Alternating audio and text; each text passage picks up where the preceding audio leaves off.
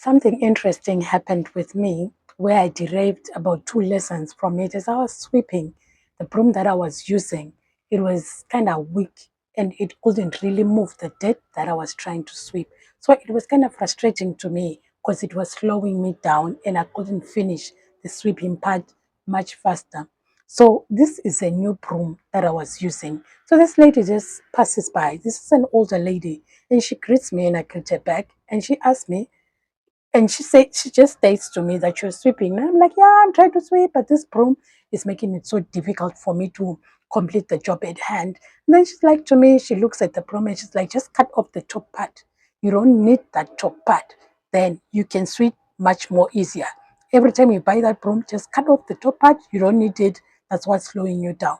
Then I'm like to her, oh, I have to cut all this part off. And then she's like, yes. Then you know what? I proceed to just follow her advice and then I cut off the top part and start using the broom again and voila, it's now fast and it's now effective.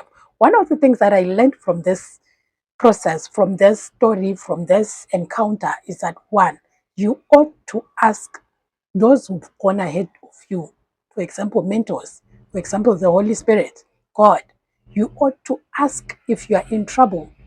Seek for counselors, seek for help in the correct direction. There's a proverb that goes on in our country that says that you ask for the way from the elders, those who've already gone ahead of you. So you ought to ask when you are in trouble.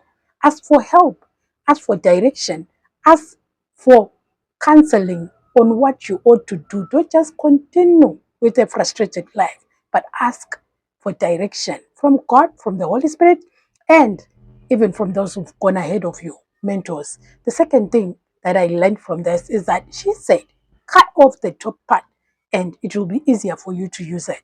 You know what? When I cut off the top part, it became effective. One of the things that you ought to do in your life is cut off habits, characteristics, relationships, sins that are holding you from being effective in your life, that are holding you from moving on in your life, that are holding you from, that are just pulling you back, that are just, holding you down. You're thinking the delays in your life are just being caused by witches or whatever, or curses from people. But at times, you are your own mountain. You are the person who's holding you back. And you need to cut off the things that you know that you need to cut off so that your life works in the correct manner, and also so that you discover the purpose that God has for you, and also so that your life becomes easier, becomes effective, you are more impactful, and you actually succeed in the things that you've been doing. So cut off and do not be afraid. And